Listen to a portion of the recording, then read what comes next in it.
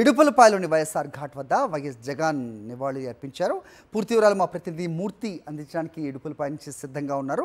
ఇక ఏపీ వ్యాప్తంగా వైఎస్ఆర్ జయంతి వేడుకలు వివరాలు అందించేందుకు మా కరెస్పాండెంట్ రవీందర్ కూడా సిద్ధంగా ఉన్నారు. ఇక జగ్గైపేట అల్ట్రాటెక్ సిమెంట్ ఫ్యాక్టరీలో పేలుడు ఘటనపై మరిన్ని వివరాలు మరి కాసేపట్లోనే అశోక్ అందిస్తారు. అలాగే హైదరాబాద్లో పబ్స్లో డ్రగ్స్ దందా గురించి అప్డేట్స్ మా కరెస్పాండెంట్ వాసు మరిన్ని వివరాలు ఇస్తారు. ముందుగా మూర్తి దగ్గరికి వెళ్దాం. మూర్తి, చెప్పండి, మహానేత వైఎస్ఆర్ 75వ జయంతి, వైఎస్ఆర్సీపీ అధినేత మాజీ ముఖ్యమంత్రి వైఎస్ జగన్మోహన్ రెడ్డి ఇవాళ ఉదయమే ఘన నివాళి అర్పించారు కుటుంబ సమేతంగా. ఎలా ఉంది అక్కడ వాతావరణం? అప్డేట్ చెప్పండి. హరి, దివంగత ముఖ్యమంత్రి మహానేత వైఎస్ రాజశేఖర రెడ్డి 75వ జయంతి సందర్భంగా ఆంధ్రప్రదేశ్ మాజీ ముఖ్యమంత్రి వైఎస్ఆర్ కాంగ్రెస్ పార్టీ అధ్యక్షులు వైఎస్ జగన్మోహన్ రెడ్డి కుటుంబ సమేతంగా కొద్దిసేపటి క్రితమే వైఎస్ఆర్ ఘాట్ వద్ద నివాళులర్పించారు.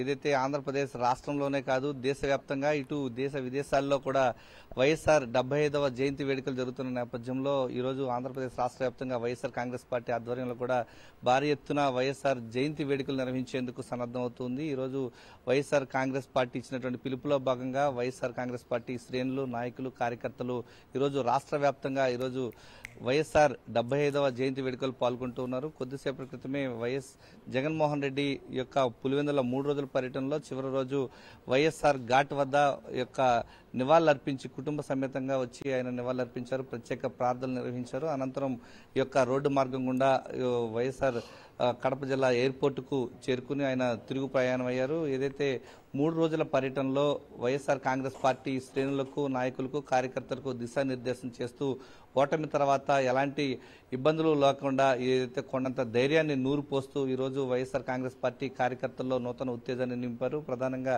నిన్న జరిగినటువంటి ఒక ఘటనకు ప్రత్యేకంగా చెప్పుకోవచ్చు. లింగాల మండలంలో నరేంద్ర అనే ఒక యువకుడు అపస్మారక స్థితిలోకి వెళ్ళిపోయిన నేపథ్యంలో యొక్క వైఎస్ జగన్మోహన్ రెడ్డి కాన్వాయ్లో వస్తూ అతనికి ఇబ్బంది లేకుండా పూర్తి స్థాయిలో మెరుగైన వైద్యం అందించేందుకు సహాయం చేశారు. ప్రధానంగా వైఎస్ఆర్ కాంగ్రెస్ పార్టీ లింగాల మండల వైఎస్ఆర్ కాంగ్రెస్ పార్టీ నాయకుడు వెంకట సుబ్బారెడ్డి కుటుంబాన్ని పరామర్శించిన అనంతరం కార్యకర్తలను అడుగడుగునా కూడా వైఎస్ జగన్మోహన్ రెడ్డి వస్తున్నారన్నటువంటి సమాచారం తెలుసుకున్నటువంటి వైఎస్ఆర్ కాంగ్రెస్ పార్టీ శ్రేణులు అడుగడుగునా కూడా బ్రహ్మరథం పట్టారు. కార్యకర్తల్లో నూతన ఉత్తేజాన్ని నింపారు. ఈ రోజు వైఎస్ జగన్మోహన్ రెడ్డి ప్రధానంగా వైఎస్ఆర్ ఘాట్ వద్ద నివాళులర్పించిన అనంతరం ఆంధ్రప్రదేశ్ రాష్ట్ర వ్యాప్తంగా ఓటమి తర్వాత ఒక నిరుత్సాహంలో ఉన్నటువంటి క్యాడర్కు వైఎస్ రాజశేఖర రెడ్డి గారి జయంతి సందర్భంగా చురుగ్గా పాల్గొనాలని ఒక సందేశాన్ని ఇచ్చారు. జయంతి వేడుకల్లో ప్రతి ఒక్క నాయకులు, కార్యకర్తలు పాల్గొంటూనే మరింత రెట్టించిన ఉత్సాహంతో జయంతి వేడుకల్లో పాల్గొన్న అనంతరం ప్రతి ఒక్కరికి కూడా కార్యకర్తలు ఒక సరికొత్త రెట్టించిన ఉత్సాహాన్ని అయితే తీసుకొచ్చేటువంటి ప్రయత్నం చేశారు. కొంత ఎల్లో మీడియాలో ఒక విష ప్రచారాన్ని అయితే తెరపైకి తీసుకొచ్చారు. ఆ అన్ని మాటలను పక్కకు పెడుతూ వైఎస్ఆర్ కాంగ్రెస్ పార్టీ శ్రేణులు రెట్టించిన ఉత్సాహంతో ఈరోజు జయంతి వేడుకల్లో పాల్గొంటూ ఉన్నాయి. Hari, okay Murthy, thanks for the inputs. ఇక వైఎస్ఆర్ 75వ జయంతి సందర్భంగా ఇడుపులపాయలోని వైఎస్ఆర్ ఘాట్ వద్ద నివాళులర్పించారు అరకు ఎంపీ తనుజారాణి. ఈ సందర్భంగా దివంగత మహానేత చేసిన సేవలను గుర్తు చేసుకున్నారు ఆమె. ఆంధ్రప్రదేశ్ ప్రజల గుండెల్లో నిలిచిపోయిన వ్యక్తి వైఎస్ఆర్ అని చెప్పారు. తమ గిరిజన ప్రాంతాల్లో వైఎస్ఆర్ను దైవంలా భావిస్తాము అని చెప్పారు. మా కులదైవమైన మోదుగుండం తల్లి ఫోటో ఎలా ప్రతి ఇంట్లో ఉంటుందో రాజశేఖర రెడ్డి గారి ఫోటో కూడా ప్రతి ఇంట్లో ఉండడం జరిగింది.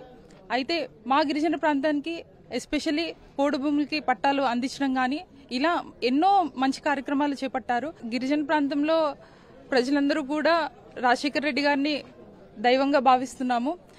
ఆయన చేసిన పదవి కాలం 5 సంవత్సరాల 3 నెలలే అయ్యుండొచ్చు.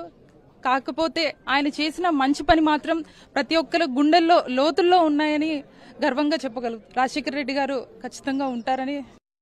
రైతుల గుండెల్లో రైతు బిడ్డగా నిలిచిపోయిన వ్యక్తి వైఎస్ఆర్ అన్నారు రాచమల్లి శివప్రసాద్ రెడ్డి. ఆరోగ్యశ్రీ ఫీజు రియంబర్స్మెంట్ పేరు చెబితే గుర్తొచ్చేది వైఎస్ఆర్ఏనే గుర్తు చేశారు. ఆయన తెచ్చిన ఆరోగ్యశ్రీ ఎంతోమంది ప్రాణాలను నిలబెట్టిందన్నారు. అలాగే ఆయన తెచ్చిన ఫీజు రియంబర్స్మెంట్ పేదల జీవితాల్లో వెలుగులు నింపిందన్నారు.